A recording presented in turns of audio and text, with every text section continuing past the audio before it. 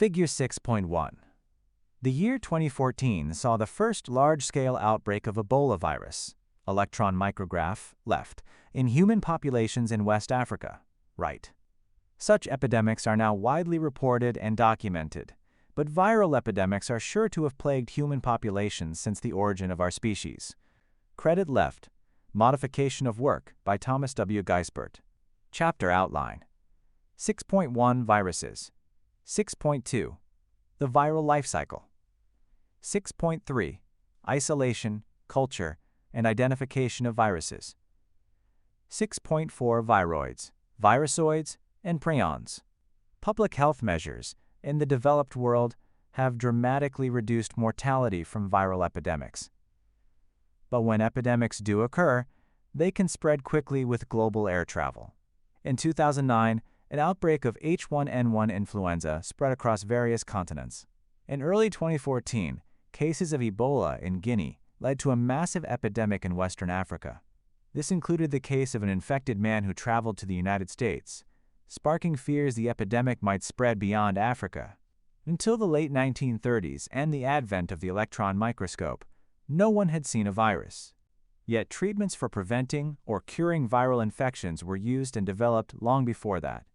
Historical records suggest that by the 17th century, and perhaps earlier, inoculation, also known as variolation, was being used to prevent the viral disease smallpox in various parts of the world. By the late 18th century, Englishman Edward Jenner was inoculating patients with cowpox to prevent smallpox, a technique he coined vaccination. 1. Today, the structure and genetics of viruses are well defined, yet new discoveries continue to reveal their complexities. In this chapter, we will learn about the structure, classification, and cultivation of viruses and how they impact their hosts. In addition, we will learn about other infective particles such as viroids and prions. Learning objectives. By the end of this section, you will be able to describe the general characteristics of viruses as pathogens, describe viral genomes, describe the general characteristics of viral life cycles, differentiate among bacteriophages, plant viruses, and animal viruses. Describe the characteristics used to identify viruses as obligate intracellular parasites. Clinical focus. Part 1. David, a 45-year-old journalist, has just returned to the U.S. from travels in Russia, China, and Africa. He is not feeling well, so he goes to his general practitioner, complaining of weakness in his arms and legs, fever, headache, noticeable agitation, and minor discomfort. He thinks it may be related to a dog bite he suffered while interviewing a Chinese farmer. He is experiencing some prickling and itching sensations at the site of the bite wound, but he tells the doctor that the dog seemed healthy and that he had not been concerned until now. The doctor ordered a culture and sensitivity test to rule out bacterial infection of the wound, and the results came back negative for any possible pathogenic bacteria. Based on this information, what additional tests should be performed on the patient? What type of treatment should the doctor recommend? Jump to the next clinical focus box. Despite their small size, which prevented them from being seen with light microscopes, the discovery of a filterable component smaller than a bacterium that causes tobacco mosaic disease, TMD, dates back to 1892.2. At that time, Dmitry Ivanovsky, a Russian botanist, discovered the source of TMD by using a porcelain filtering device first invented by Charles Chamberlain and Louis Pasteur in Paris in 1884. Porcelain Chamberlain filters have a pore size of 0.1 micrometers, which is small enough to remove all bacteria is greater than or equal to 0.2 micrometers from any liquids passed through the device. An extract obtained from TMD-infected tobacco plants was made to determine the cause of the disease. Initially, the source of the disease was thought to be bacterial.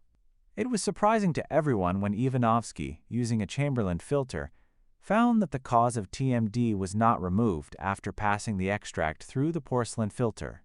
So if a bacterium was not the cause of TMD, what could be causing the disease? Ivanovsky concluded the cause of TMD must be an extremely small bacterium or bacterial spore. Other scientists, including Martinus Beijerinck, continued investigating the cause of TMD, It was Beijerinck in 1899 who eventually concluded the causative agent was not a bacterium, but instead, possibly a chemical, like a biological poison we would describe today as a toxin. As a result, the word virus, Latin for poison, was used to describe the cause of TMD a few years after Ivanovsky's initial discovery. Even though he was not able to see the virus that caused TMD and did not realize the cause was not a bacterium, Ivanovsky is credited as the original discoverer of viruses and a founder of the field of virology. Today, we can see viruses using electron microscopes, Figure 6.2, and we know much more about them. Viruses are distinct biological entities. However, their evolutionary origin is still a matter of speculation. In terms of taxonomy, they are not included in the tree of life because they are acellular, not consisting of cells. In order to survive and reproduce, viruses must infect a cellular host, making them obligate intracellular parasites. The genome of a virus enters a host cell and directs the production of the viral components, proteins and nucleic acids, needed to form new virus particles called virions. New virions are made in the host cell by assembly of viral components. The new virions transport the viral genome to another host cell to carry out another round of infection. Table 6.1 summarizes the properties of viruses. Characteristics of viruses: infectious, acellular pathogens, obligate intracellular parasites with host and cell type specificity, DNA or RNA genome, never both. Genome is surrounded by a protein capsid and, in some cases, a phospholipid membrane studded with viral glycoproteins. Lack genes for many products needed for successful reproduction, requiring exploitation of host cell genomes to reproduce. Table 6.1. Figure A is an electron micrograph showing long rod-shaped viruses. Figure B shows 4 diseased plant leaves. The leaves are yellowing, mottled, and dying. Figure 6.2, tobacco mosaic virus (TMV), viewed with transmission electron microscope. B. Plants infected with tobacco mosaic disease (TMD), caused by TMV. Credit A. Modification of work by USDA Agricultural Research Service. Scale bar data from Matt Russell. Credit B. Modification of work by USDA Forest Service, Department of Plant Pathology Archive, North Carolina State University. Check your understanding. Why was the first virus investigated mistaken for a toxin? Hosts and viral transmission. Viruses can infect every type of host cell, including those of plants, animals, fungi, protists, bacteria, and archaea. Most viruses will only be able to infect the cells of one or a few species of organism. This is called the host range. However, having a wide host range is not common, and viruses will typically only infect specific hosts and only specific cell types within those hosts. The viruses that infect bacteria are called bacteriophages, or simply phages. The word phage comes from the Greek word for devour. Other viruses are just identified by their host group, such as animal or plant viruses. Once a cell is infected, the effects of the virus can vary depending on the type of virus. Viruses may cause abnormal growth of the cell or cell death, alter the cell's genome, or cause little noticeable effect in the cell. Viruses can be transmitted through direct contact, indirect contact with fomites, or through a vector, an animal that transmits a pathogen from one host to another.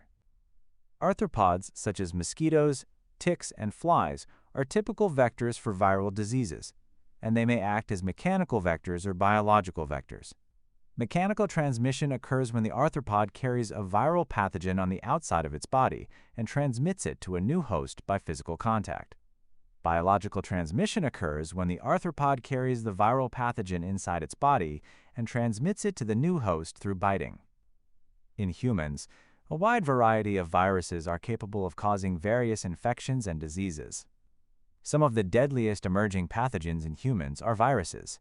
Yet we have few treatments or drugs to deal with viral infections, making them difficult to eradicate.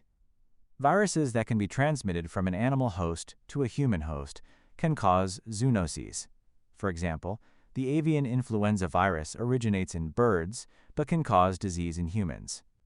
Reverse zoonoses are caused by infection of an animal by a virus that originated in a human. Microconnections, fighting bacteria with viruses. The emergence of superbugs, or multi-drug-resistant bacteria, has become a major challenge for pharmaceutical companies and a serious healthcare problem. According to a 2013 report by the U.S. Centers for Disease Control and Prevention, CDC, more than 2 million people are infected with drug-resistant bacteria in the U.S. annually, resulting in at least 23,000 deaths. 3. The continued use and overuse of antibiotics will likely lead to the evolution of even more drug-resistant strains. One potential solution is the use of phage therapy, a procedure that uses bacteria-killing viruses, bacteriophages, to treat bacterial infections. Phage therapy is not a new idea. The discovery of bacteriophages dates back to the early 20th century, and phage therapy was first used in Europe in 1915 by the English bacteriologist Frederick Twort. 4. However, the subsequent discovery of penicillin and other antibiotics led to the near abandonment of this form of therapy, except in the former Soviet Union and a few countries in Eastern Europe. Interest in phage therapy outside of the countries of the former Soviet Union is only recently re-emerging because of the rise in antibiotic-resistant bacteria. 5. Phage therapy has some advantages over antibiotics in that phages kill only one specific bacterium, whereas antibiotics kill not only the pathogen but also beneficial bacteria of the normal microbiota. Development of new antibiotics is also expensive for drug companies and for patients, especially for those who live in countries with high poverty rates. Phages have also been used to prevent food spoilage. In 2006, the U.S. Food and Drug Administration approved the use of a solution containing 6 bacteriophages that can be sprayed on lunch meats such as bologna, ham, and turkey to kill Listeria monocytogenes, a bacterium responsible for listeriosis, a form of food poisoning.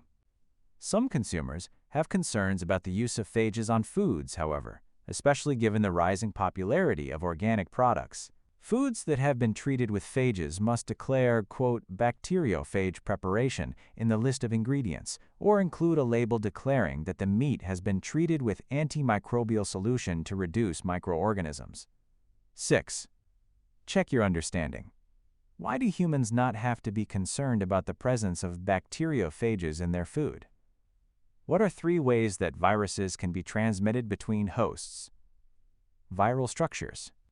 In general, virions, viral particles, are small and cannot be observed using a regular light microscope. They are much smaller than prokaryotic and eukaryotic cells.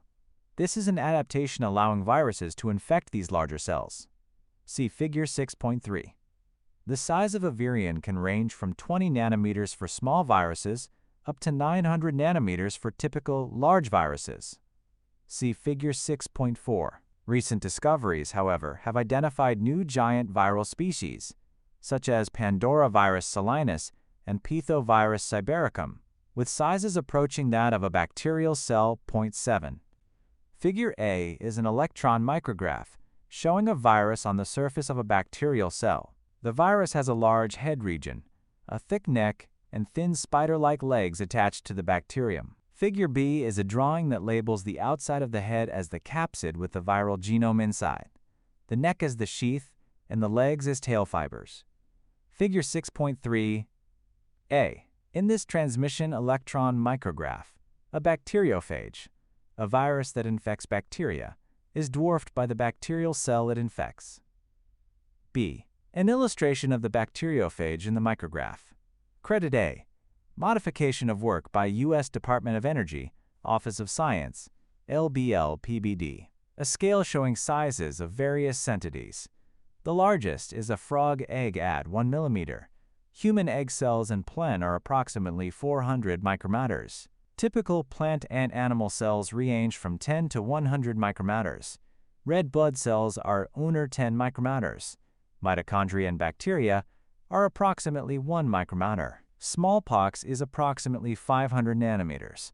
Flu virus is approximately 100 nanometers. Poliovirus is approximately 50 nanometers. Proteins range from 5 to 10 nanometers. Lipids range from 1 to 5 nanometers. Atoms are approximately 0.1 nanometers. Figure 6.4. The size of a virus is small relative to the size of most bacterial and eukaryotic cells and their organelles. In 1935, after the development of the electron microscope, Wendell Stanley was the first scientist to crystallize the structure of the tobacco mosaic virus and discovered that it is composed of RNA and protein. In 1943, he isolated influenza B virus, which contributed to the development of an influenza flu vaccine. Stanley's discoveries unlocked the mystery of the nature of viruses that had been puzzling scientists for over 40 years, and his contributions to the field of virology led to him being awarded the Nobel Prize in 1946. As a result of continuing research into the nature of viruses, we now know they consist of a nucleic acid, either RNA or DNA but never both, surrounded by a protein coat called a capsid. See Figure 6.5.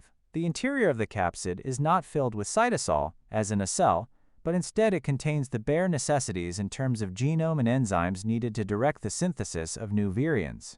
Each capsid is composed of protein subunits called capsomeres, made of one or more different types of capsomere proteins that interlock to form the closely packed capsid. There are two categories of viruses based on general composition.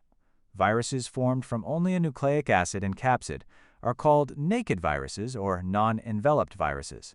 Viruses formed with a nucleic acid-packed capsid surrounded by a lipid layer are called enveloped viruses. See Figure 6.5. The viral envelope is a small portion of phospholipid membrane obtained as the virion buds from a host cell. The viral envelope may either be intracellular or cytoplasmic in origin. Extending outward and away from the capsid on some naked viruses and enveloped viruses are protein structures called spikes. At the tips of these spikes are structures that allow the virus to attach and enter a cell, like the influenza virus hemagglutinin spikes, H, or enzymes like the neuraminidase N, influenza virus spikes that allow the virus to detach from the cell surface during release of new virions. Influenza viruses are often identified by their H and N spikes. For example, H1N1 influenza viruses were responsible for the pandemics in 1918 and 2009, 8H2N2 for the pandemic in 1957, and H3N2 for the pandemic in 1968. Part A shows a micrograph of atandenovirus, which looks like a wispy sphere that has a larger, flatter structure attached to the bottom. To the right of that is an illustration of the atadenovirus that labels capsomeres, capsids, DNA, and spikes made of glycoproteins. Part B shows the enveloped human immunodeficiency virus in black and white. To the right is an illustration that labels the matrix protein, viral envelope, spikes made of glycoproteins, reverse transcriptase, capsids, and RNA. Figure 6.5a. The naked atadenovirus uses spikes made of glycoproteins from its capsid to bind to host cells. B. The enveloped human immunodeficiency virus uses spikes made of glycoproteins embedded in its envelope to bind to host cells. Credit A. Micrograph. Modification of work by NIAID. Credit B. Micrograph. Modification of work by Centers for Disease Control and Prevention.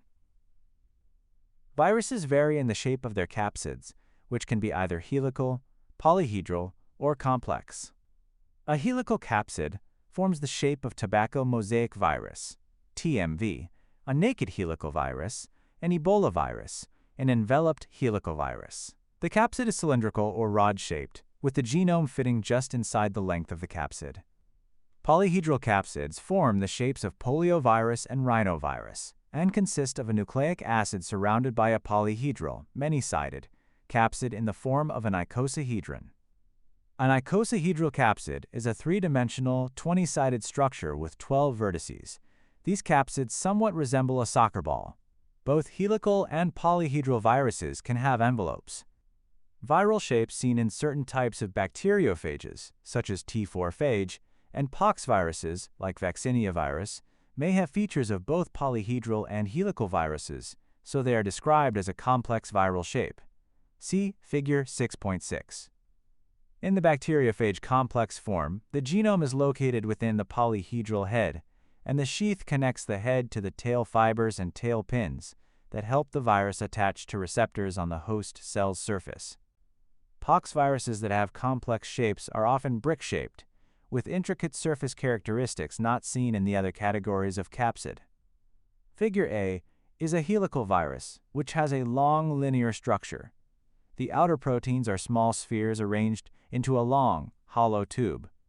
Inside the tube is the genetic material. Tobacco mosaic virus is an example of a helical virus. Figure B is an icosahedral viruses have a polyhedron structure. The example shown is human rhinovirus, which has a pentagon structure. Complex viruses have a more complex structure. The example is variola, which has an ovoid structure. Figure 6.6. Viral capsids can be A. helical, B. polyhedral, or C. have a complex shape. Credit A. micrograph. Modification of work by USDA ARS. Credit B. micrograph. Modification of work by U.S. Department of Energy. Check your understanding. Which types of viruses have spikes? Classification and taxonomy of viruses. Although viruses are not classified in the 3 domains of life, their numbers are great enough to require classification. Since 1971, the International Union of Microbiological Societies Virology Division has given the task of developing, refining, and maintaining a universal virus taxonomy to the International Committee on Taxonomy of Viruses, ICTV. Since viruses can mutate so quickly, it can be difficult to classify them into a genus and a species epithet using the binomial nomenclature system. Thus, the ICTV's viral nomenclature system classifies viruses into families and genera based on viral genetics, chemistry, morphology, and mechanism of multiplication. To date, the ICTV has classified known viruses in 7 orders, 96 families, and 350 genera. Viral family names end in viridae, e.g., parvoviridae, and genus names end in -virus, e.g., parvovirus. The names of viral orders, families, and genera are all italicized. When referring to a viral species, we often use a genus and species epithet, such as Pandoravirus dulcis or Pandoravirus salinus. The Baltimore classification system is an alternative to ICTV nomenclature. The Baltimore system classifies viruses according to their genomes, DNA or RNA, single versus double-stranded, and mode of replication. This system thus creates 7 groups of viruses that have common genetics and biology. Link to learning. Explore the latest virus taxonomy at the ICTV website. Aside from formal systems of nomenclature, viruses are often informally grouped into categories based on chemistry, morphology, or other characteristics they share in common. Categories may include naked or enveloped structure, single-stranded SS or double-stranded DS, DNA, or SS or dsRNA genomes, segmented or non-segmented genomes, and positive strand, plus or negative strand, minus RNA. For example, herpes viruses can be classified as a dsDNA enveloped virus. Human immunodeficiency virus, HIV, is A plus ssRNA enveloped virus, and tobacco mosaic virus is A plus ssRNA virus. Other characteristics such as host specificity, tissue specificity, capsid shape, and special genes or enzymes may also be used to describe groups of similar viruses. Table 6.2 lists some of the most common viruses that are human pathogens by genome type. Common pathogenic viruses. Genome family example virus clinical features. dsDNA, enveloped poxviridae orthopox virus skin papules, pustules, lesions. Poxviridae parapox virus skin lesions. Herpes viridae simplex virus cold sores. Genital herpes, sexually transmitted disease.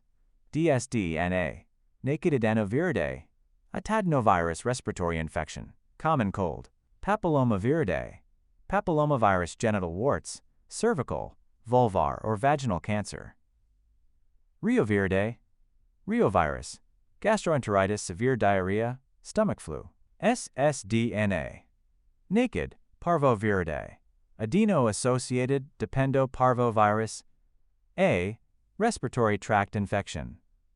Parvoviridae, adeno-associated dependoparvovirus, B. Respiratory tract infection, dsRNA, naked reoviridae, rotavirus gastroenteritis, plus ssRNA, naked picornaviridae enterovirus C, poliomyelitis, picornaviridae rhinovirus upper respiratory tract infection, common cold, picornaviridae hepatovirus hepatitis, plus ssRNA, enveloped togaviridae alphavirus encephalitis, hemorrhagic fever, togaviridae rubevirus rubella, retroviridae lentivirus acquired immune deficiency syndrome, AIDS, minus ssRNA, enveloped filoviridae Zaire ebolavirus hemorrhagic fever, orthomyxoviridae influenzavirus A, B, C flu, rhabdoviridae lysovirus rabies. Table 6.2. Check your understanding. What are the types of virus genomes? Classification of viral diseases. While the ICTV has been tasked with the biological classification of viruses, it has also played an important role in the classification of diseases caused by viruses. To facilitate the tracking of virus-related human diseases, the ICTV has created classifications that link to the International Classification of Diseases, ICD, the standard taxonomy of disease that is maintained and updated by the World Health Organization, WHO. The ICD assigns an alphanumeric code of up to 6 characters to every type of viral infection, as well as all other types of diseases, medical conditions, and causes of death. This ICD code is used in conjunction with 2 other coding systems, the Current Procedural Terminology and the Healthcare Common Procedure Coding System, to categorize patient conditions for treatment and insurance reimbursement. For example, when a patient seeks treatment for a viral infection, ICD codes are routinely used by clinicians to order laboratory tests and prescribe treatments specific to the virus suspected of causing the illness. This ICD code is then used by medical laboratories to identify tests that must be performed to confirm the diagnosis. The ICD code is used by the healthcare management system to verify that all treatments and laboratory work performed are appropriate for the given virus. Medical coders use ICD codes to assign the proper code for procedures performed, and medical billers, in turn, use this information to process claims for reimbursement by insurance companies. Vital records keepers use ICD codes to record cause of death on death certificates, and epidemiologists used ICD codes to calculate morbidity and mortality statistics. Check your understanding. Identify 2 locations where you would likely find an ICD code. Clinical focus. Part 2. David's doctor was concerned that his symptoms included prickling and itching at the site of the dog bite. These sensations could be early symptoms of rabies. Several tests are available to diagnose rabies in live patients, but no single antemortem test is adequate. The doctor decided to take samples of David's blood, saliva, and skin for testing. The skin sample was taken from the nape of the neck, posterior side of the neck near the hairline. It was about 6 mm long and contained at least 10 hair follicles, including the superficial cutaneous nerve. An immunofluorescent staining technique was used on the skin biopsy specimen to detect rabies antibodies in the cutaneous nerves at the base of the hair follicles. A test was also performed on a serum sample from David's blood to determine whether any antibodies for the rabies virus had been produced. Meanwhile, the saliva sample was used for reverse transcriptase polymerase chain reaction, RT-PCR analysis, a test that can detect the presence of viral nucleic acid, RNA. The blood tests came back positive for the presence of rabies virus antigen, prompting David's doctor to prescribe prophylactic treatment. David is given a series of intramuscular injections of human rabies immunoglobulin, along with a series of rabies vaccines. Why does the immunofluorescent technique look for rabies antibodies rather than the rabies virus itself? Alamin is vapid. If David has contracted rabies, what is his prognosis? Jump to the next clinical focus box. Go back to the previous clinical focus box. Learning objectives. By the end of this section, you will be able to describe the lytic and lysogenic life cycles. Describe the replication process of animal viruses. Describe unique characteristics of retroviruses and latent viruses. Discuss human viruses and their virus-host cell interactions. Explain the process of transduction. Describe the replication process of plant viruses. All viruses depend on cells for reproduction and metabolic processes. By themselves, viruses do not encode for all of the enzymes necessary for viral replication. But within a host cell, a virus can commandeer cellular machinery to produce more viral particles. Bacteriophages replicate only in the cytoplasm, since prokaryotic cells do not have a nucleus or organelles. In eukaryotic cells, most DNA viruses can replicate inside the nucleus, with an exception observed in the large DNA viruses, such as the poxviruses, that can replicate in the cytoplasm. With a few exceptions, RNA viruses that infect animal cells replicate in the cytoplasm. An important exception that will be highlighted later is influenza virus. The life cycle of viruses with prokaryote hosts. The life cycle of bacteriophages has been a good model for understanding how viruses affect the cells they infect, since similar processes have been observed for eukaryotic viruses, which can cause immediate death of the cell or establish a latent or chronic infection. Virulent phages typically lead to the death of the cell through cell lysis. Temperate phages, on the other hand, can become part of a host chromosome and are replicated with the cell genome until such time as they are induced to make newly assembled viruses or progeny viruses. The lytic cycle. During the lytic cycle of virulent phage, the bacteriophage takes over the cell, reproduces new phages, and destroys the cell. T-even phage is a good example of a well-characterized class of virulent phages. There are 5 stages in the bacteriophage lytic cycle. See Figure 6.7. Attachment is the first stage in the infection process, in which the phage interacts with specific bacterial surface receptors, e.g., lipopolysaccharides and OMPC protein on host surfaces. Most phages have a narrow host range and may infect one species of bacteria or one strain within a species. This unique recognition can be exploited for targeted treatment of bacterial infection by phage therapy or for phage typing to identify unique bacterial subspecies or strains. The second stage of infection is entry or penetration. This occurs through contraction of the tail sheath, which acts like a hypodermic needle to inject the viral genome through the cell wall and membrane. The phage head and remaining components remain outside the bacteria. Figure 6.7. A virulent phage shows only the lytic cycle pictured here. In the lytic cycle, the phage replicates and lyses the host cell. The third stage of infection is biosynthesis of new viral components. After entering the host cell, the virus synthesizes virus-encoded endonucleases to degrade the bacterial chromosome. It then hijacks the host cell to replicate, transcribe, and translate the necessary viral components, capsomeres, sheath, base plates, tail fibers, and viral enzymes, for the assembly of new viruses. Polymerase genes are usually expressed early in the cycle, while capsid and tail proteins are expressed later. During the maturation phase, new virions are created.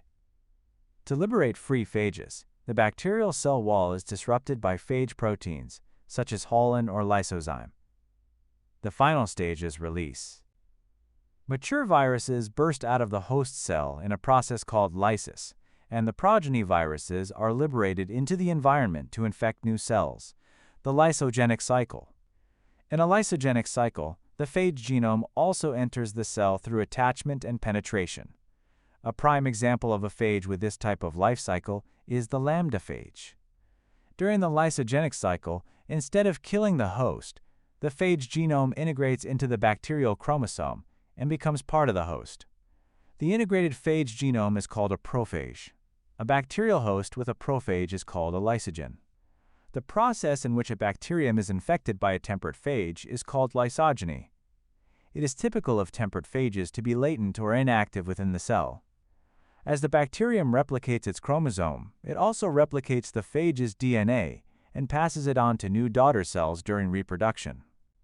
The presence of the phage may alter the phenotype of the bacterium, since it can bring in extra genes, e.g., toxin genes that can increase bacterial virulence. This change in the host phenotype is called lysogenic conversion or phage conversion. Some bacteria, such as Vibrio cholerae and Clostridium botulinum, are less virulent in the absence of the prophage. The phages infecting these bacteria carry the toxin genes in their genome and enhance the virulence of the host when the toxin genes are expressed. In the case of V. cholera, phage-encoded toxin can cause severe diarrhea. In C. botulinum, the toxin can cause paralysis. During lysogeny, the prophage will persist in the host chromosome until induction, which results in the excision of the viral genome from the host chromosome. After induction has occurred, the temperate phage can proceed through a lytic cycle and then undergo lysogeny in a newly infected cell. See Figure 6.8. The steps of the lytic and lysogenic cycles. First, the phage infects a cell. This shows the virus sitting on the outside of a cell and injecting DNA into the cell. In the next step, the phage DNA becomes incorporated into the host genome. In the next step, the cell divides and prophage DNA is passed to the daughter cells. The image shows the cell dividing and the viral DNA within the host genome also being passed to the daughter cell. The next step shows the viral DNA jumping out of the host genome. Under stressful conditions, the prophage DNA is excised from the bacterial chromosomes and enters the lytic cycle. Next, the phage DNA replicates and phage proteins are made. This shows viral pieces being made within the cell. The next step is when the new phage particles are assembled. This shows the virus being built. The final step is when the cell lyses and releases the newly made phages. Figure 6.8. A temperate bacteriophage has both lytic and lysogenic cycles. In the lysogenic cycle, phage DNA is incorporated into the host genome, forming a prophage which is passed on to subsequent generations of cells. Environmental stressors, such as starvation or exposure to toxic chemicals, may cause the prophage to be excised and enter the lytic cycle. Link to learning. This video illustrates the lytic cycle. Check your understanding. Is a latent phage undetectable in a bacterium? Transduction. Transduction occurs when a bacteriophage transfers bacterial DNA from one bacterium to another during sequential infections. There are two types of transduction: generalized and specialized transduction. During the lytic cycle of viral replication, the virus hijacks the host cell, degrades the host chromosome, and makes more viral genomes. As it assembles and packages DNA into the phage head, packaging occasionally makes a mistake. Instead of packaging viral DNA, it takes a random piece of host DNA and inserts it into the capsid. Once released, this virion will then inject the former host's DNA into a newly infected host. The asexual transfer of genetic information can allow for DNA recombination to occur, thus providing the new host with new genes, e.g., an antibiotic resistance gene or a sugar metabolizing gene. Generalized transduction occurs when a random piece of bacterial chromosomal DNA is transferred by the phage during the lytic cycle. Specialized transduction occurs at the end of the lysogenic cycle, when the prophage is excised and the bacteriophage enters the lytic cycle. Since the phage is integrated into the host genome, the prophage can replicate as part of the host. However, some conditions, e.g., ultraviolet light exposure or chemical exposure, stimulate the prophage to undergo induction, causing the phage to excise from the genome, enter the lytic cycle, and produce new phages to leave host cells. During the process of excision from the host chromosome, a phage may occasionally remove some bacterial DNA near the site of viral integration. The phage and host DNA from one end or both ends of the integration site are packaged within the capsid and are transferred to the new infected host. Since the DNA transferred by the phage is not randomly packaged, but is instead a specific piece of DNA near the site of integration, this mechanism of gene transfer is referred to as specialized transduction. See Figure 6.9. The DNA can then recombine with host chromosome, giving the latter new characteristics. Transduction seems to play an important role in the evolutionary process of bacteria, giving them a mechanism for asexual exchange of genetic information. The steps of specialized transduction. Step 1 is viral attachment and penetration. This is when the phage infects a cell. This shows the virus sitting on the outside of a cell and injecting DNA into the cell. Step 2 is integration, when the phage DNA becomes incorporated into the host genome. Step 3 is excision, when the phage is excised from the bacterial chromosomes along with a short piece of bacterial DNA. The DNA is then packaged into newly formed capsids. When the virus particles are assembled, the DNA contains both viral and host segments.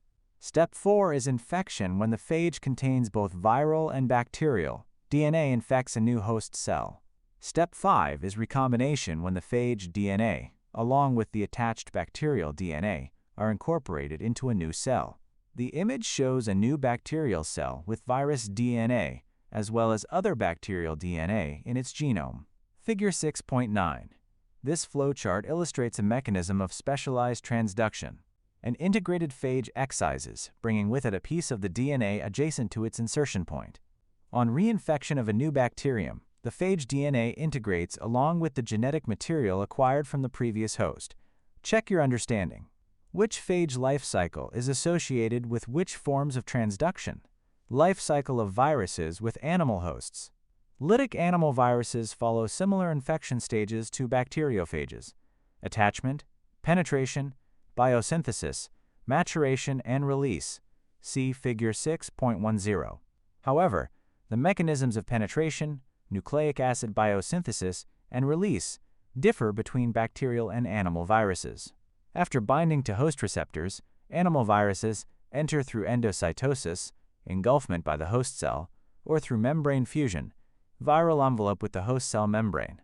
Many viruses are host-specific, meaning they only infect a certain type of host, and most viruses only infect certain types of cells within tissues. This specificity is called a tissue tropism. Examples of this are demonstrated by the poliovirus, which exhibits tropism for the tissues of the brain and spinal cord, or the influenza virus, which has a primary tropism for the respiratory tract. Steps of influenza infection. Step 1 is attachment when the influenza virus becomes attached to a target epithelial cell. This image shows a spherical virus binding to the surface of a host cell. Step 2 is penetration when the cell engulfs the virus by endocytosis. This shows the virus within a vacuole. Step 3 is uncoating when the viral contents are released. The image shows the virus being released from the vacuole. Step 4 is biosynthesis when the viral RNA enters the nucleus where it is replicated by RNA polymerase. Step 5 is assembly when the new phage particles are assembled. Step 6 is release when new viral particles are made and released into the extracellular fluid. The cell, which is not killed in the process, continues to make new viruses. Figure 6.10. Influenza virus is one of the few RNA viruses that replicates in the nucleus of cells. In influenza virus infection, viral glycoproteins attach the virus to a host epithelial cell. As a result, the virus is engulfed. Viral RNA and viral proteins are made and assembled into new virions that are released by budding. Animal viruses do not always express their genes using the normal flow of genetic information, from DNA to RNA to protein. Some viruses have a dsDNA genome, like cellular organisms, and can follow the normal flow. However, others may have ssDNA, dsRNA, or ssRNA genomes. The nature of the genome determines how the genome is replicated and expressed as viral proteins. If a genome is ssDNA, host enzymes will be used to synthesize a second strand that is complementary to the genome strand, thus producing dsDNA. The dsDNA can now be replicated, transcribed, and translated similar to host DNA. If the viral genome is RNA, a different mechanism must be used. There are 3 types of RNA genome: dsRNA positive, plus single strand, plus ssRNA, or negative, minus single strand RNA, minus ssRNA. If a virus has A plus ssRNA genome, it can be translated directly to make viral proteins. Viral genomic plus ssRNA acts like cellular mRNA. However, if a virus contains a minus ssRNA genome, the host ribosomes cannot translate it until the minus ssRNA is replicated into plus ssRNA by viral RNA-dependent RNA polymerase, RDRP. See Figure 6.11. The RDRP is brought in by the virus and can be used to make plus ssRNA from the original minus ssRNA genome. The RDRP is also an important enzyme for the replication of dsRNA viruses because it uses the negative strand of the double-stranded genome as a template to create plus ssRNA. The newly synthesized plus ssRNA copies can then be translated by cellular ribosomes. Viruses with -ssRNA, negative single-stranded RNA, use RDRP, viral RNA-dependent RNA polymerase, to make +ssRNA, positive single-stranded RNA. RDRP can also be used to convert +ssRNA to -ssRNA. +ssRNA uses host ribosomes to make viral proteins. Figure 6.11 RNA viruses can contain +ssRNA that can be directly read by the ribosomes to synthesize viral proteins. Viruses containing -ssRNA must first use the -ssRNA as a template for the synthesis of +ssRNA before viral proteins can be synthesized. An alternative mechanism for viral nucleic acid synthesis is observed in the retroviruses, which are +ssRNA viruses. See Figure 6.12. Single-stranded RNA viruses, such as HIV, carry a special enzyme called reverse transcriptase within the capsid that synthesizes a complementary ssDNA, cDNA copy, using the +ssRNA genome as a template. The ssDNA is then made into dsDNA, which can integrate into the host chromosome and become a permanent part of the host. The integrated viral genome is called a provirus. The virus now can remain in the host for a long time to establish a chronic infection. The provirus stage is similar to the prophage stage in a bacterial infection during the lysogenic cycle. However, unlike prophage, the provirus does not undergo excision after splicing into the genome. The HIV viral cycle. Step 1. The HIV fuses to the host cell surface. Specifically, the GP120 proteins on the surface of the virus binds to the CD4. This then binds to a smaller coreceptor, CCR5 or CXCR4. Step 2. HIV RNA, reverse transcriptase, integrase, and other viral proteins enter the host cell. The virus is brought into the host cell and uncoated. Both viral RNA and reverse transcriptase are loosed into the cell. Step 3. Viral DNA is formed by reverse transcription. Step 4. Viral DNA is transported across the nucleus and integrates into the host DNA. Integrase found on the viral DNA. The viral DNA in the host DNA is called provirus. Step 5. New viral RNA is used as genomic RNA and to make viral proteins. New viral RNA strands are made and leave the nucleus. Step 6. New viral RNA and proteins move to the cell surface and a new immature HIV forms. The viral is assembled in an outbulging of the host cell. Step 7. The virus matures when protease releases the proteins that form the mature HIV. Mature virion is released. Figure 6.12 HIV, an enveloped icosahedral retrovirus, attaches to a cell surface receptor of an immune cell and fuses with the cell membrane. Viral contents are released into the cell, where viral enzymes convert the single-stranded RNA genome into DNA and incorporate it into the host genome. Credit: Modification of work by NIAID, NIH. Check your understanding. Is RNA-dependent RNA polymerase made from a viral gene or a host gene? Persistent infections.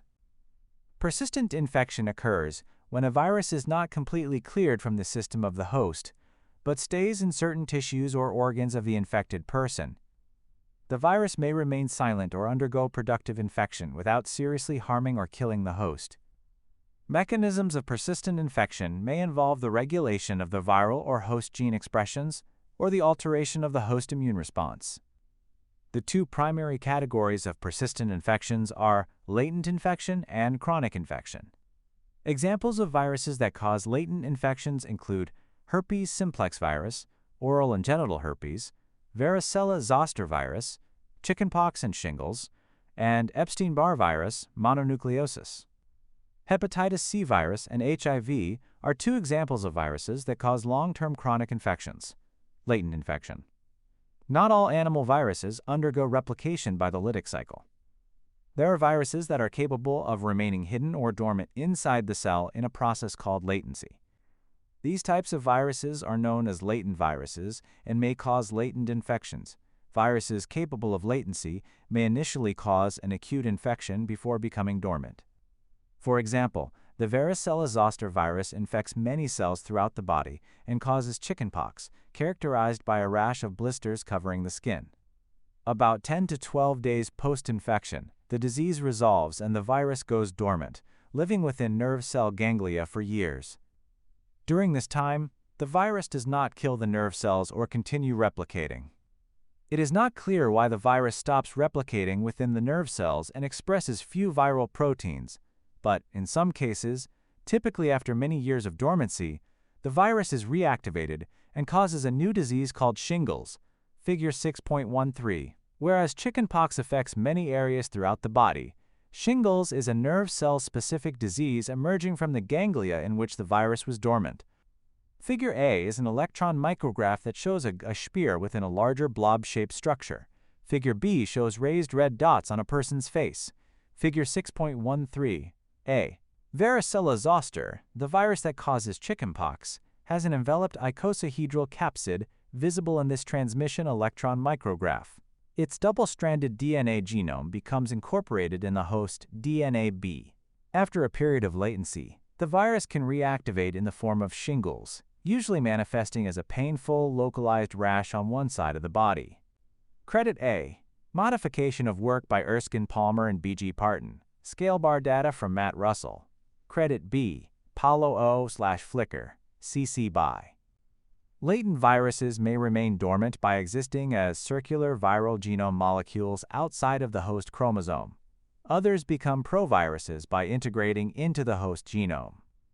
During dormancy, viruses do not cause any symptoms of disease and may be difficult to detect. A patient may be unaware that they are carrying the virus unless a viral diagnostic test has been performed. Chronic infection. A chronic infection is a disease with symptoms that are recurrent or persistent over a long time. Some viral infections can be chronic if the body is unable to eliminate the virus. HIV is an example of a virus that produces a chronic infection, often after a long period of latency. Once a person becomes infected with HIV, the virus can be detected in tissues continuously thereafter, but untreated patients often experience no symptoms for years.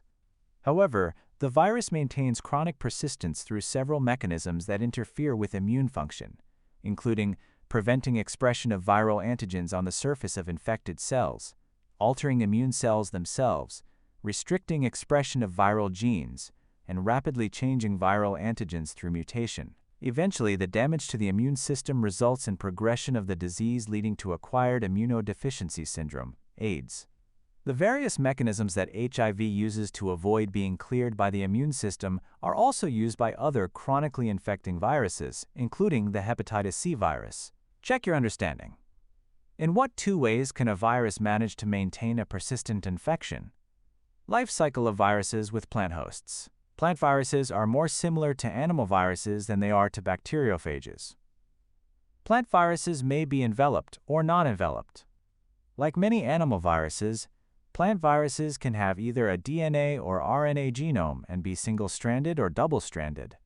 However, most plant viruses do not have a DNA genome. The majority have A+ ssRNA genome, which acts like messenger RNA mRNA. Only a minority of plant viruses have other types of genomes. Plant viruses may have a narrow or broad host range.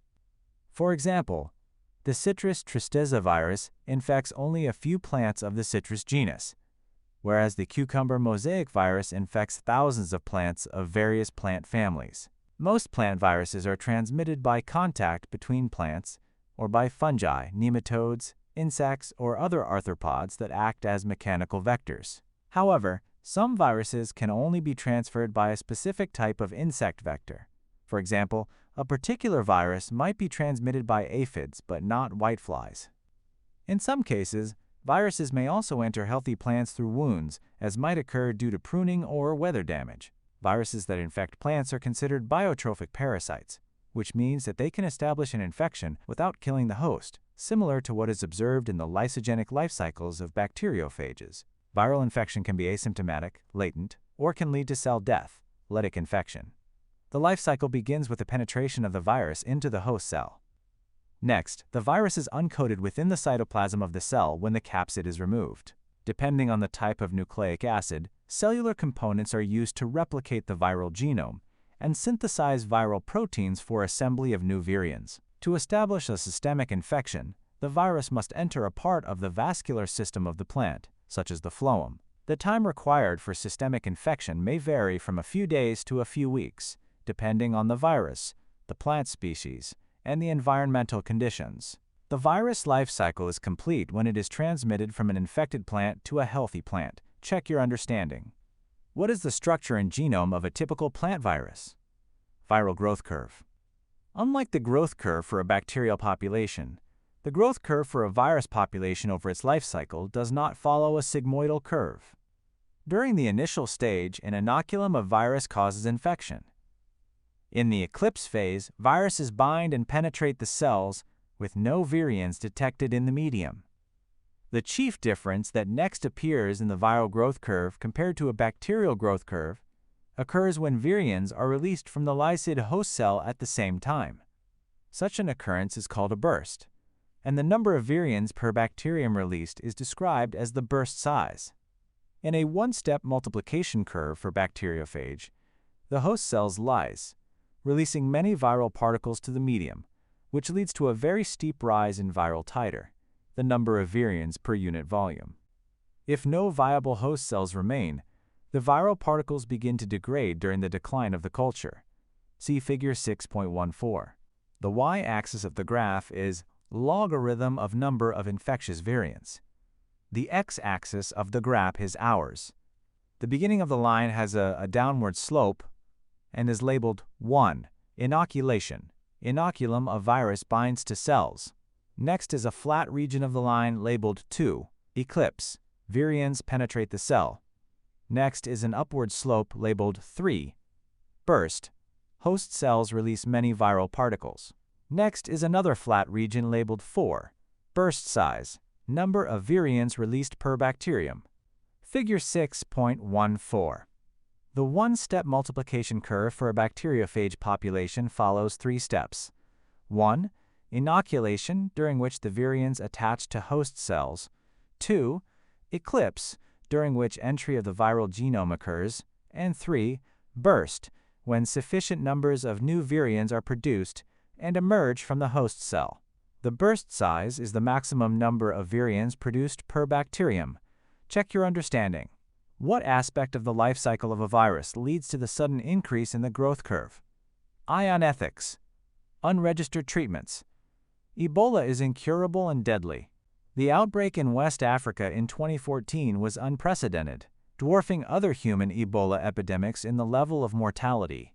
Of 24,666 suspected or confirmed cases reported, 10,179 people died. 9. No approved treatments or vaccines for Ebola are available. While some drugs have shown potential in laboratory studies and animal models, they have not been tested in humans for safety and effectiveness. Not only are these drugs untested or unregistered, but they are also in short supply. Given the great suffering and high mortality rates, it is fair to ask whether unregistered and untested medications are better than none at all. Should such drugs be dispensed, and if so, who should receive them, in light of their extremely limited supplies? Is it ethical to treat untested drugs on patients with Ebola? On the other hand, is it ethical to withhold potentially life-saving drugs from dying patients? Or should the drugs perhaps be reserved for healthcare providers working to contain the disease? In August 2014, 2 infected U.S. aid workers and a Spanish priest were treated with ZMapp, an unregistered drug that had been tested in monkeys but not in humans. The 2 American aid workers recovered, but the priest died. Later that month, the WHO released a report on the ethics of treating patients with the drug. Since Ebola is often fatal, the panel reasoned that it is ethical to give the unregistered drugs and unethical to withhold them for safety concerns. This situation is an example of compassionate use outside the well-established system of regulation and governance of therapies. Case in point, Ebola in the U.S. On September 24, 2014, Thomas Eric Duncan arrived at the Texas Health Presbyterian Hospital in Dallas, complaining of a fever, headache, vomiting, and diarrhea, symptoms commonly observed in patients with the cold or the flu. After examination, an emergency department doctor diagnosed him with sinusitis, prescribed some antibiotics, and sent him home. 2 days later, Duncan returned to the hospital by ambulance. His condition had deteriorated and additional blood tests confirmed that he has been infected with the Ebola virus. Further investigations revealed that Duncan had just returned from Liberia, one of the countries in the midst of a severe Ebola epidemic. On September 15th, 9 days before he showed up at the hospital in Dallas, Duncan had helped transport an Ebola-stricken neighbor to a hospital in Liberia. The hospital continued to treat Duncan, but he died several days after being admitted. The timeline of the Duncan case is indicative of the life cycle of the Ebola virus. The incubation time for Ebola ranges from 2 days to 21 days. 9 days passed between Duncan's exposure to the virus infection and the appearance of his symptoms. This corresponds in part to the eclipse period in the growth of the virus population. During the eclipse phase, Duncan would have been unable to transmit the disease to others. However, once an infected individual begins exhibiting symptoms, the disease becomes very contagious. Ebola virus is transmitted through direct contact with droplets of bodily fluids such as saliva, blood, and vomit. Duncan could conceivably have transmitted the disease to others at any time after he began having symptoms, presumably sometime before his arrival at the hospital in Dallas. Once a hospital realizes a patient like Duncan is infected with Ebola virus, the patient is immediately quarantined, and public health officials initiate a backtrace to identify everyone with whom a patient like Duncan might have interacted during the period in which he was showing symptoms. Public health officials were able to track down 10 high-risk individuals, family members of Duncan, and 50 low-risk individuals to monitor them for signs of infection. None contracted the disease. However, one of the nurses charged with Duncan's care did become infected. This, along with Duncan's initial misdiagnosis, made it clear that U.S. hospitals needed to provide additional training to medical personnel to prevent a possible Ebola outbreak in the U.S. What types of training can prepare health professionals to contain emerging epidemics like the Ebola outbreak of 2014? What is the difference between a contagious pathogen and an infectious pathogen? A photograph of 2 individuals in white biohazard suits that completely covers the individual, complete with head and face covering. They are working in a hood. Figure 6.15. Researchers working with Ebola virus use layers of defenses against accidental infection, including protective clothing, breathing systems, and negative air pressure cabinets for bench work. Credit: Modification of work by Randall J. Shoup. Link to learning. For additional information about Ebola, please visit the CDC website. Learning objectives. By the end of this section, you will be able to discuss why viruses were originally described as filterable agents, describe the cultivation of viruses and specimen collection and handling, compare in vivo and in vitro techniques used to cultivate viruses. At the beginning of this chapter, we described how porcelain Chamberlain filters with pores small enough to allow viruses to pass through were used to discover TMV.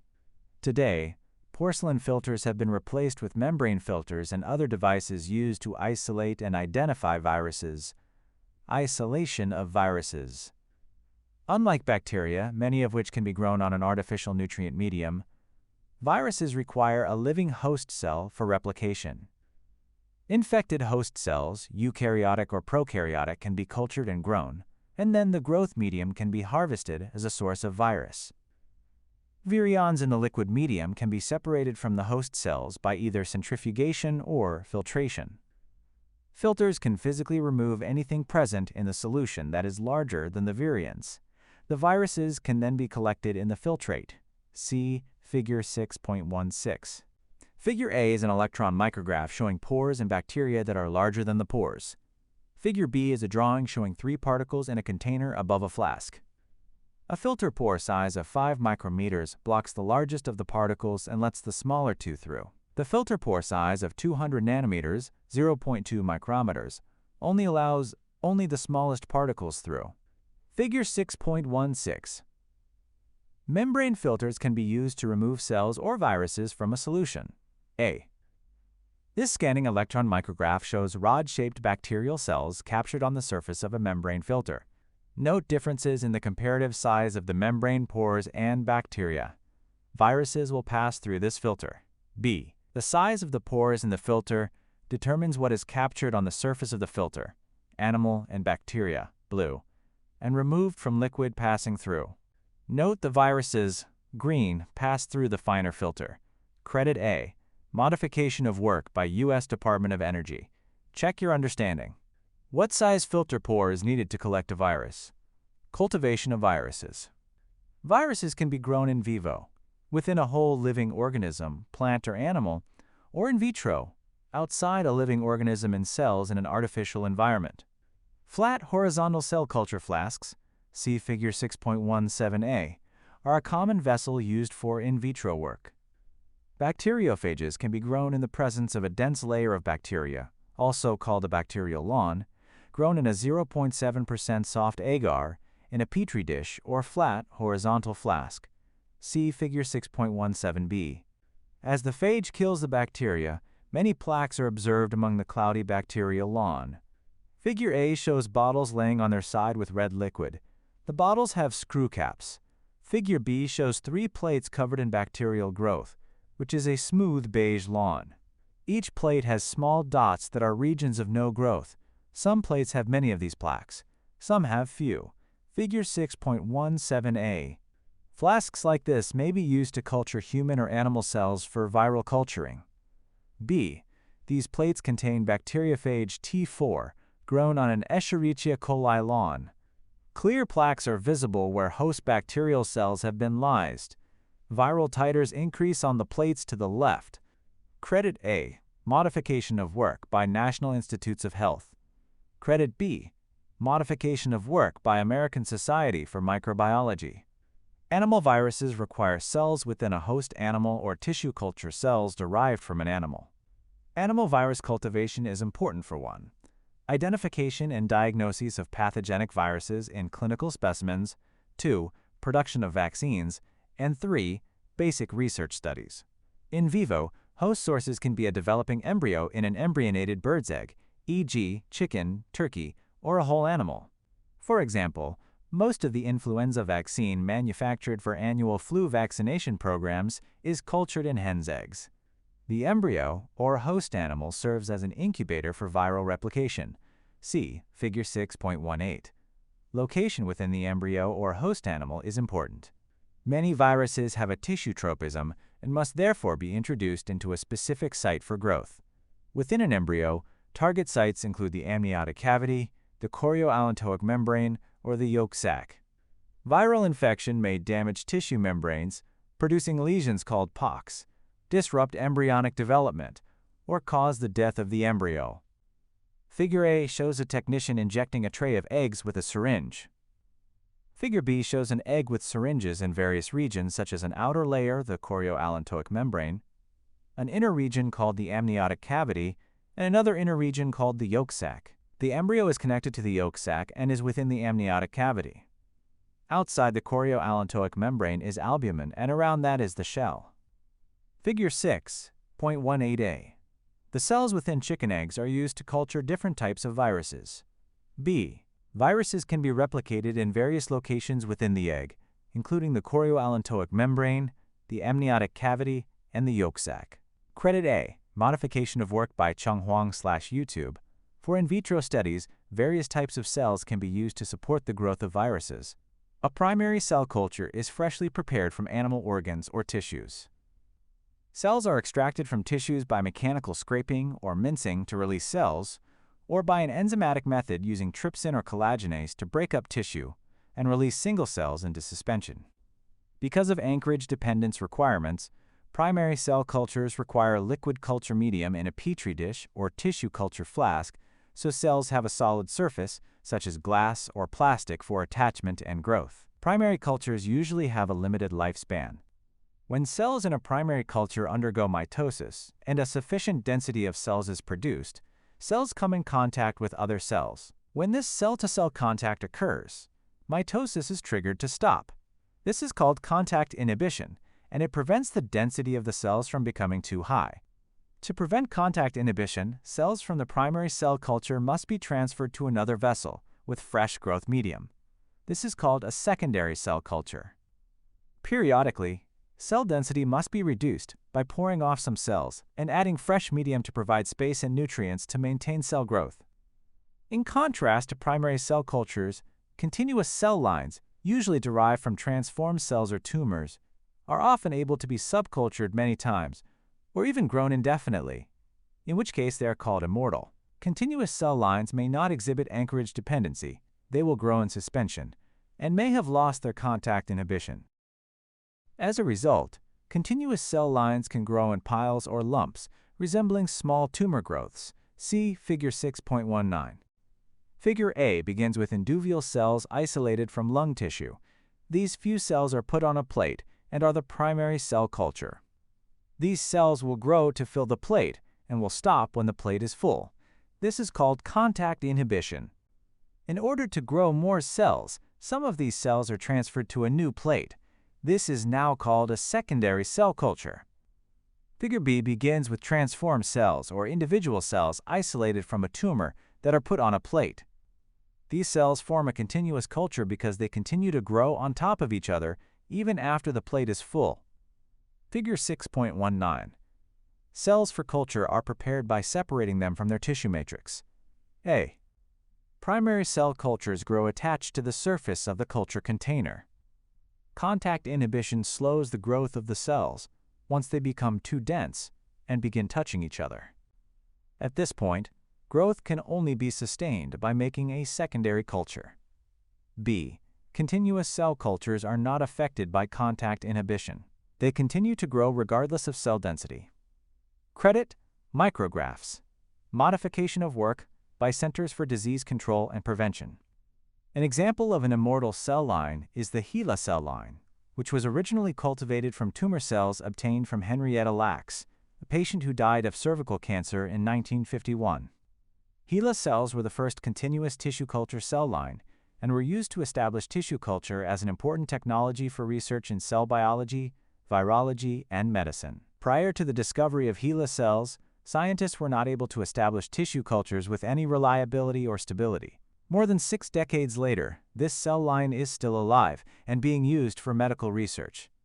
See Ion Ethics, the immortal cell line of Henrietta Lacks, to read more about this important cell line and the controversial means by which it was obtained. Check your understanding. What property of cells makes periodic dilutions of primary cell cultures necessary? Ion Ethics, the immortal cell line of Henrietta Lacks.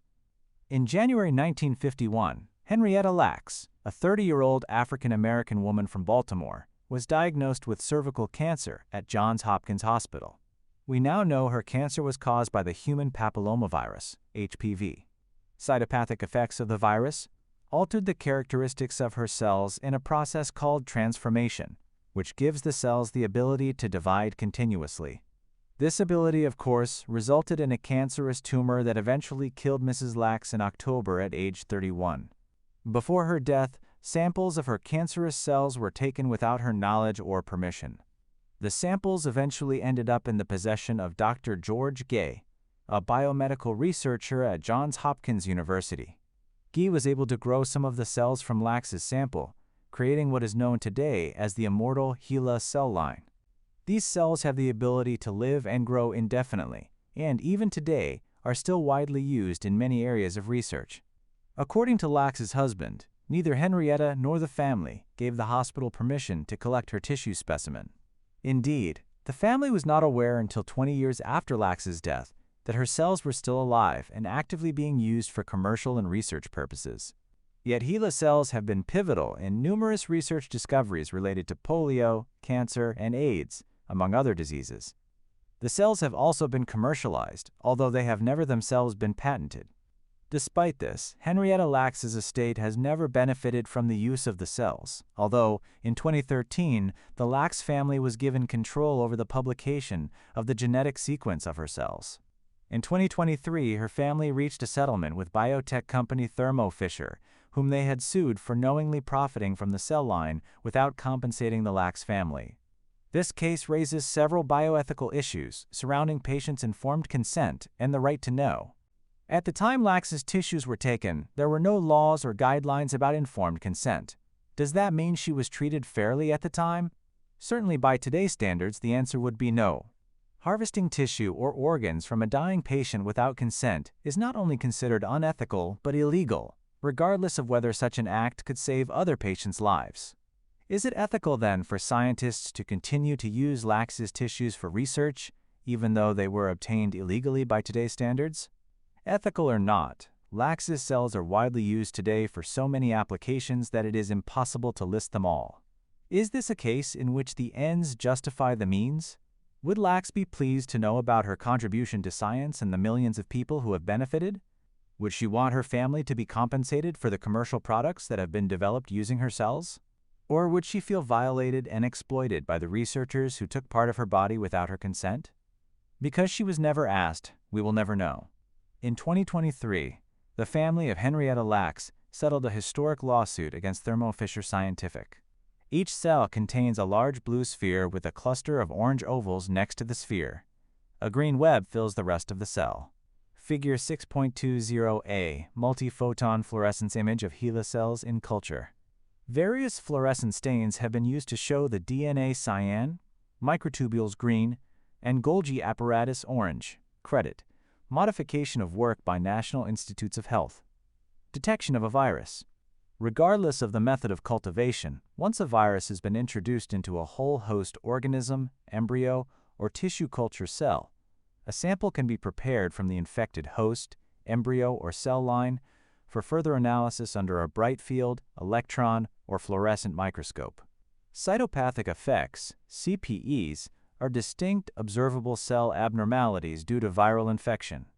CPEs can include loss of adherence to the surface of the container, changes in cell shape from flat to round, shrinkage of the nucleus, vacuoles in the cytoplasm, fusion of cytoplasmic membranes, and the formation of multinucleated syncytia, inclusion bodies in the nucleus or cytoplasm, and complete cell lysis. See Figure 6.21. Further pathological changes include viral disruption of the host genome and altering normal cells into transformed cells, which are the types of cells associated with carcinomas and sarcomas. The type or severity of the CPE depends on the type of virus involved.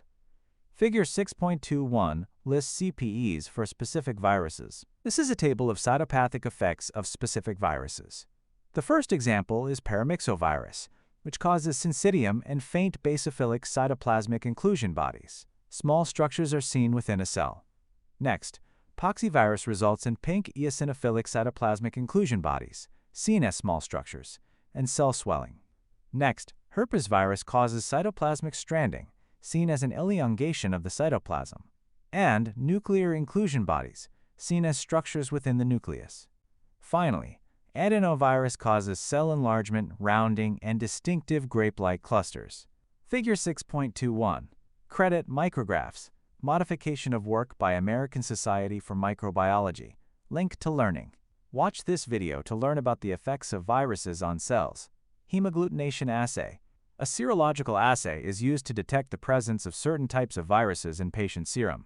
Serum is the straw-colored liquid fraction of blood plasma from which clotting factors have been removed.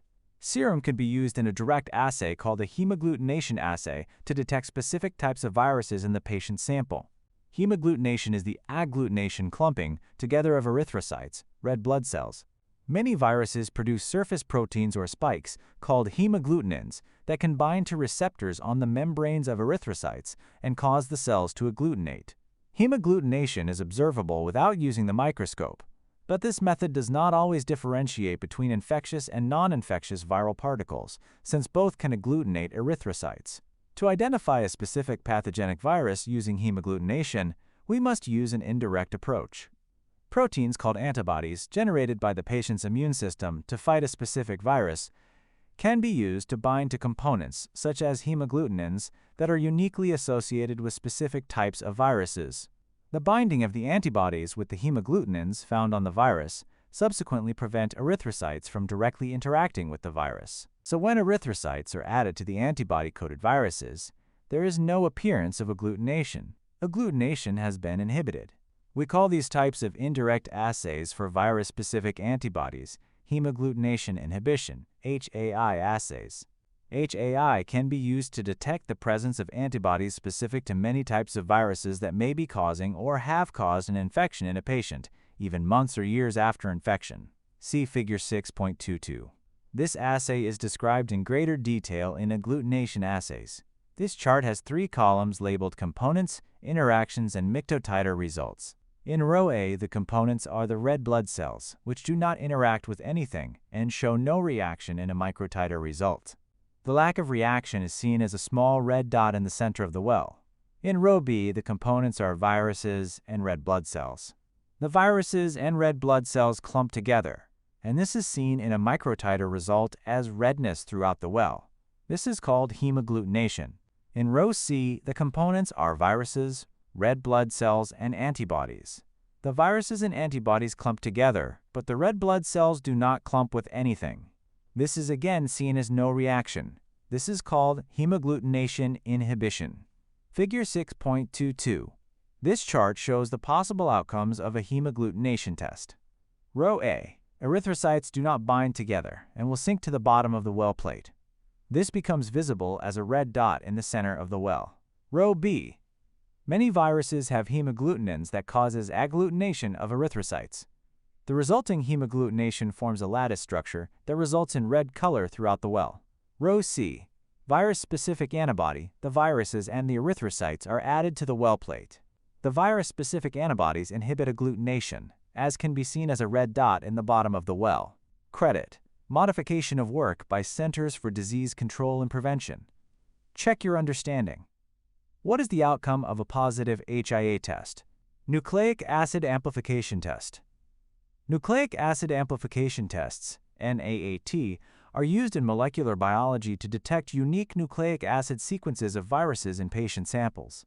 Polymerase chain reaction, PCR, is an NAAT used to detect the presence of viral DNA in a patient's tissue or body fluid sample. PCR is a technique that amplifies, i.e., synthesizes many copies of a viral DNA segment of interest. Using PCR, short nucleotide sequences called primers bind to specific sequences of viral DNA, enabling identification of the virus. Reverse transcriptase PCR, RT-PCR, is an NAAT used to detect the presence of RNA viruses. RT-PCR differs from PCR in that the enzyme reverse transcriptase, RT, is used to make a cDNA from the small amount of viral RNA in the specimen. The cDNA can then be amplified by PCR. Both PCR and RT-PCR are used to detect and confirm the presence of the viral nucleic acid in patient specimens. Case in point, HPV scare. Michelle, a 21-year-old nursing student, came to the university clinic worried that she might have been exposed to a sexually transmitted disease, STD. Her sexual partner had recently developed several bumps on the base of his penis. He had put off going to the doctor, but Michelle suspects they are genital warts caused by HPV. She is especially concerned because she knows that HPV not only causes warts, but is a prominent cause of cervical cancer.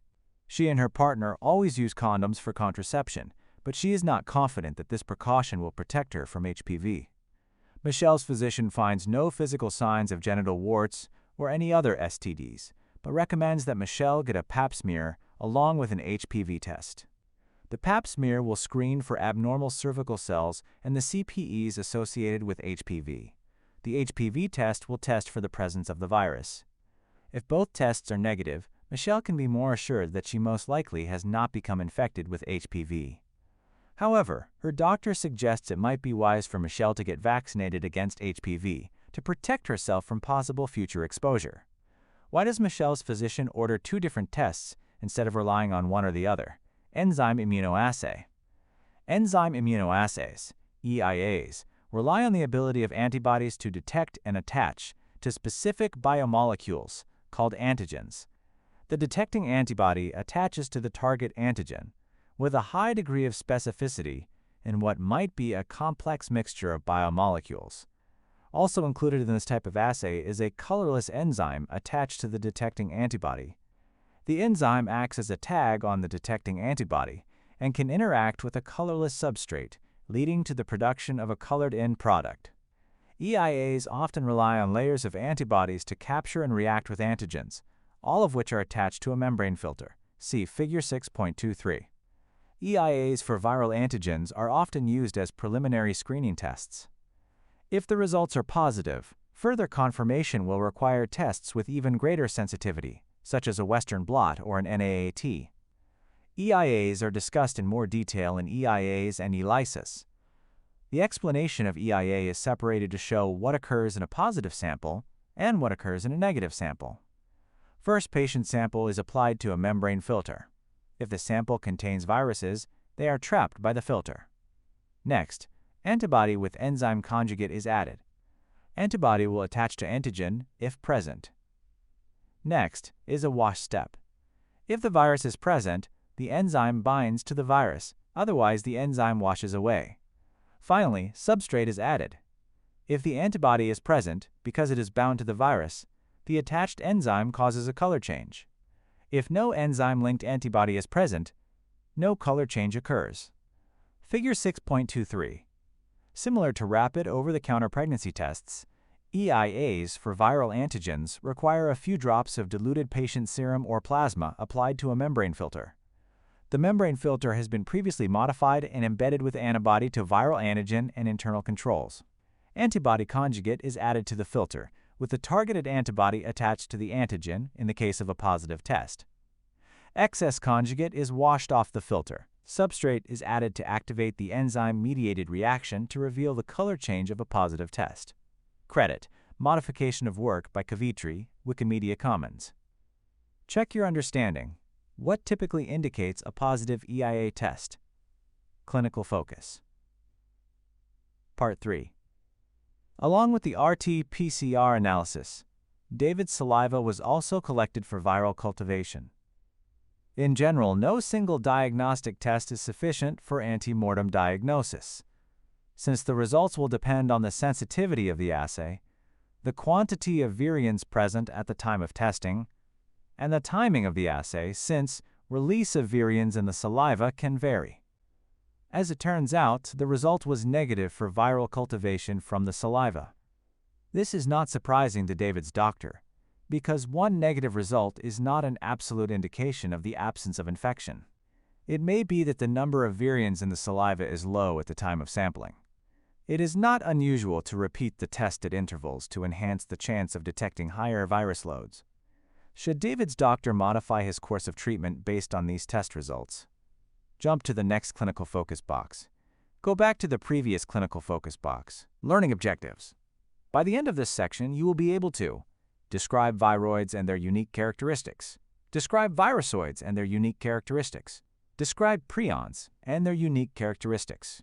Research attempts to discover the causative agents of previously uninvestigated diseases have led to the discovery of non-living disease agents quite different from viruses. These include particles consisting only of RNA or only of protein that nonetheless are able to self-propagate at the expense of a host, a key similarity to viruses that allows them to cause disease conditions. To date, these discoveries include viroids, virusoids, and the proteinaceous prions, viroids. In 1971, Theodore Diener, a pathologist working at the Agriculture Research Service, discovered an acellular particle that he named a viroid, meaning virus-like. Viroids consist only of a short strand of circular RNA capable of self-replication. The first viroid discovered was found to cause potato tuber spindle disease, which causes slower sprouting and various deformities in potato plants. See Figure 6.24. Like viruses, potato spindle tuber viroids, PSTVs, take control of the host machinery to replicate their RNA genome. Unlike viruses, viroids do not have a protein coat to protect their genetic information. Photo of potatoes with odd, lumpy growths. Figure 6.24. These potatoes have been infected by the potato spindle tuber viroid, PSTV, which is typically spread when infected knives are used to cut healthy potatoes, which are then planted. Credit: Pamela Roberts, University of Florida Institute of Food and Agricultural Sciences, USDA-ARS. Viroids can result in devastating losses of commercially important agricultural food crops grown in fields and orchards. Since the discovery of PSTV, other viroids have been discovered that cause diseases in plants. Tomato planta macho viroid, TPMVD, infects tomato plants, which causes loss of chlorophyll, disfigured and brittle leaves, and very small tomatoes, resulting in loss of productivity in this field crop. Avocado sun blotch viroid, ASBVD, results in lower yields and poorer quality fruit. ASBVD is the smallest viroid discovered thus far that infects plants. Peach latent mosaic viroid, PLMVD, can cause necrosis of flower buds and branches and wounding of ripened fruit, which leads to fungal and bacterial growth in the fruit. PLMVD can also cause similar pathological changes in plums, nectarines, apricots, and cherries, resulting in decreased productivity in these orchards as well. Viroids in general can be dispersed mechanically during crop maintenance or harvesting, vegetative reproduction, and possibly via seeds and insects, resulting in a severe drop in food availability and devastating economic consequences. Check your understanding. What is the genome of a viroid made of? Virusoids. A second type of pathogenic RNA that can infect commercially important agricultural crops are the virusoids, which are subviral particles best described as non-self-replicating ssRNAs. RNA replication of virusoids is similar to that of viroids, but unlike viroids, virusoids require that the cell also be infected with a specific helper virus. There are currently only 5 described types of virusoids and their associated helper viruses. The helper viruses are all from the family of sobimoviruses. An example of a helper virus is the subterranean clover mottle virus, which has an associated virusoid packaged inside the viral capsid. Once the helper virus enters the host cell, the virusoids are released and can be found free in plant cell cytoplasm, where they possess ribozyme activity. The helper virus undergoes typical viral replication, independent of the activity of the virusoid. The virusoid genomes are small, only 220 to 388 nucleotides long. A virusoid genome does not code for any proteins, but instead serves only to replicate virusoid RNA. Virusoids belong to a larger group of infectious agents called satellite RNAs, which are similar pathogenic RNAs found in animals. Unlike the plant virusoids, satellite RNAs may encode for proteins. However, like plant virusoids, satellite RNAs must co-infect with a helper virus to replicate. One satellite RNA that infects humans and that has been described by some scientists as a virusoid is the hepatitis delta virus, HDV, which, by some reports, is also called hepatitis delta virusoid. Much larger than a plant virusoid, HDV has a circular ssRNA genome of 1,700 nucleotides and can direct the biosynthesis of HDV-associated proteins.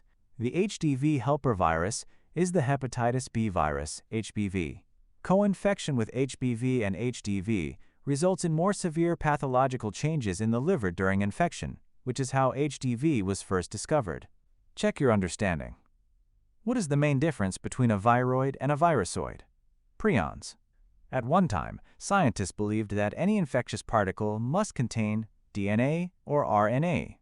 Then, in 1982, Stanley Prusiner, a medical doctor studying scrapie, a fatal degenerative disease in sheep, discovered that the disease was caused by proteinaceous infectious particles or prions.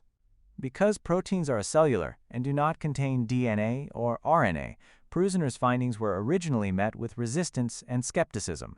However, his research was eventually validated, and he received the Nobel Prize in Physiology or Medicine in 1997. A prion is a misfolded rogue form of a normal protein, PRPC, found in the cell.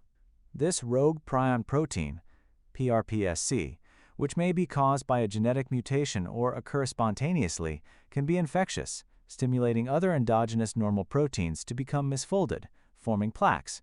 See Figure 6.25. Today, prions are known to cause various forms of transmissible spongiform encephalopathy, TSE, in human and animals. TSE is a rare degenerative disorder that affects the brain and nervous system. The accumulation of rogue proteins causes the brain tissue to become sponge-like, killing brain cells and forming holes in the tissue, leading to brain damage, loss of motor coordination, and dementia. See Figure 6.26. Infected individuals are mentally impaired and become unable to move or speak. There is no cure, and the disease progresses rapidly, eventually leading to death within a few months or years. Figure A shows the process of how normal prion protein is converted to disease-causing forms. endogenous PRPC interact with PRPSC. This converts PRPC into PRPSC. The PRPSC accumulate. Figure B is a micrograph that shows holes in brain tissue. Figure 6.25. Endogenous normal prion protein, PRPC, is converted into the disease-causing form, PRPSC, when it encounters this variant form of the protein. PRPSC may arise spontaneously in brain tissue, especially if a mutant form of the protein is present, or it may originate from misfolded prions consumed in food that eventually find their way into brain tissue. Credit B. Modification of work by USDA. The CJD brain has larger spaces as seen by more black regions in the image of the whole brain. The micrograph shows holes in the brain tissue. Figure 6.26. Creutzfeldt-Jakob disease, CJD, is a fatal disease that causes degeneration of neural tissue. A. These brain scans compare a normal brain to one with CJD. B. Compared to a normal brain, the brain tissue of a CJD patient is full of sponge-like lesions, which result from abnormal formations of prion protein. Credit A. Right. Modification of work by Dr. Laughlin Dawes. Credit B. Top. Modification of work by Suzanne Joachim. Credit B. Bottom. Modification of work by Centers for Disease Control and Prevention. TSEs in humans include Kuru, fatal familial insomnia, Gerstmann-Straussler-Scheinker disease, and Creutzfeldt-Jakob disease. See Figure 6.26. TSEs in animals include mad cow disease, scrapie in sheep and goats, and chronic wasting disease in elk and deer. TSEs can be transmitted between animals and from animals to humans by eating contaminated meat or animal feed. Transmission between humans can occur through heredity, as is often the case with GSS and CJD, or by contact with contaminated tissue, as might occur during a blood transfusion or organ transplant. There is no evidence for transmission via casual contact with an infected person. Table 6.3 lists TSEs that affect humans and their modes of transmission. Transmissible spongiform encephalopathies, TSEs, in humans. Disease mechanisms of transmission, 10. Sporadic CJD, SCJD, not known, possibly by alteration of normal prior protein, PRP, to rogue form due to somatic mutation. Variant, CJD, VCJD, eating contaminated cattle products, and by secondary blood-borne transmission. Familial CJD, FCJD, mutation in germline PRP gene. Iatrogenic CJD, ICJD, contaminated neurosurgical instruments, corneal graft, gonadotrophic hormone, and, secondarily, by blood transfusion. Kuru eating infected meat through ritualistic cannibalism. Gerstmann-Straussler-Scheinker disease, GSS, mutation in germline PRP gene. Fatal familial insomnia, FFI, mutation in germline PRP gene. Table 6.3. Prions are extremely difficult to destroy because they are resistant to heat, chemicals, and radiation. Even standard sterilization procedures do not ensure the destruction of these particles. Currently, there is no treatment or cure for TSE disease, and contaminated meats or infected animals must be handled according to federal guidelines to prevent transmission. Check your understanding. Does a prion have a genome? Link to learning. For more information on the handling of animals and prion-contaminated materials, visit the guidelines published on WHO website. Clinical focus. Resolution. A few days later, David's doctor receives the results of the immunofluorescence test on his skin sample. The test is negative for rabies antigen. A second viral antigen test on his saliva sample also comes back negative. Despite these results, the doctor decides to continue David's current course of treatment. Given the positive RT-PCR test, it is best not to rule out a possible rabies infection. Near the site of the bite, David receives an injection of rabies immunoglobulin, which attaches to and inactivates any rabies virus that may be present in his tissues. Over the next 14 days, He receives a series of 4 rabies-specific vaccinations in the arm. These vaccines activate David's immune response and help his body recognize and fight the virus. Thankfully, with treatment, David's symptoms improve, and he makes a full recovery. Not all rabies cases have such a fortunate outcome. In fact, rabies is usually fatal once the patient starts to exhibit symptoms, and post-bite treatments are mainly palliative, i.e., sedation and pain management. Go back to the previous clinical focus box. Summary. 6.1 Viruses. Viruses are generally ultramicroscopic, typically from 20 nanometers to 900 nanometers in length. Some large viruses have been found. Virions are acellular and consist of a nucleic acid, DNA, or RNA, but not both, surrounded by a protein capsid. There may also be a phospholipid membrane surrounding the capsid. Viruses are obligate intracellular parasites. Viruses are known to infect various types of cells found in plants, animals, fungi, protists, bacteria, and archaea. Viruses typically have limited host ranges and infect specific cell types. Viruses may have helical, polyhedral, or complex shapes.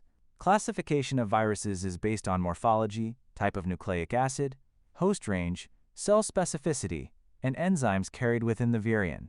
Like other diseases, viral diseases are classified using ICD codes. 6.2. The viral life cycle. Many viruses target specific hosts or tissues. Some may have more than one host. Many viruses follow several stages to infect host cells. These stages include attachment, penetration, uncoating, biosynthesis, maturation, and release. Bacteriophages have a lytic or lysogenic cycle.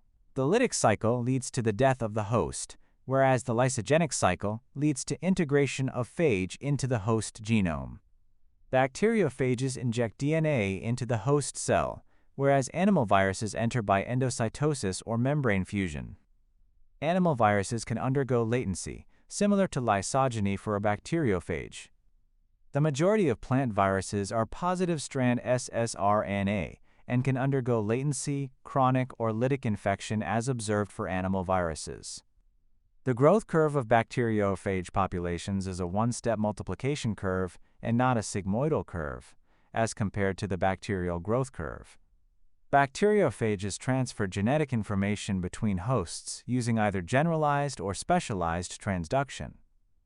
6.3.